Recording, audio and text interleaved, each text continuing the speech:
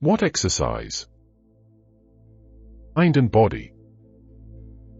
Cultivate the health of both mind and body. Whatever you do, come back soon from body to mind. Cultivate that which improves with the years. Why should we demand of fate that it provide and fortune to give? I much rather demand that of myself that I should not crave and yearn. Reflect how pleasant it is to demand nothing, how noble it is to be contented and not to be dependent upon fortune. On Brawn and Brains. If you are well, it is well, I also am well. People like ourselves would do well to say, if you are studying philosophy, it is well. This is just what being well means. Without philosophy the mind is sickly, and the body too, though it may be very powerful, is strong only as that of a lunatic is strong. This, then, is the sort of health you should primarily cultivate. The other kind of health comes second, and will involve little effort, if you wish to be well physically. It is indeed foolish, my dear Lucilius, and very unsuitable for a cultivated person, to work hard over developing the muscles and expanding the chest, for although your heavy feeding produce good results and your sinews grow solid, you can never be a match, either in strength or in weight, for a first-class bull.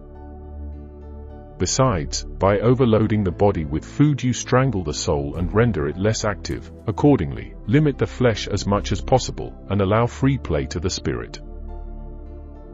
Many inconveniences beset those who devote themselves to such pursuits. In the first place, they have their exercises, at which they must work and waste their life force and render it less fit to bear a strain or the severer studies.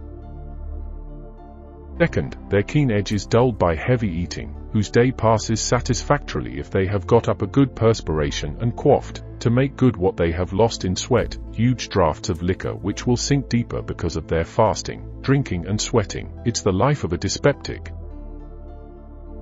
Now there are short and simple exercises which tire the body rapidly, and so save our time, and time is something of which we ought to keep strict account. These exercises are running, brandishing weights, and jumping. Select for practice any one of these, and you will find it plain and easy. Whatever you do, come back soon from body to mind. The mind must be exercised both day and night, for it is nourished by moderate labor, and this form of exercise need not be hampered by cold or hot weather, or even by old age. Cultivate that good which improves with the years. Of course, I do not command you to be always bending over your books and your writing materials. The mind must have a change, but a change of such a kind that it is not unnerved, but merely unbent. One may read, dictate, converse, or listen to another, as well as walking. Free the spirit. You see, I have relieved you of no slight bother, and I shall throw in a little complimentary present. It too is Greek. Here is the proverb. It is an excellent one. The fool's life is empty of gratitude and full of fears. Its course lies wholly toward the future. What sort of life do you think is meant by the fool's life, that of Barber and Isio? No, it means our own, for we are plunged by our blind desires into ventures which will harm us, but certainly will never satisfy us, for if we could be satisfied with anything, we should have been satisfied long ago.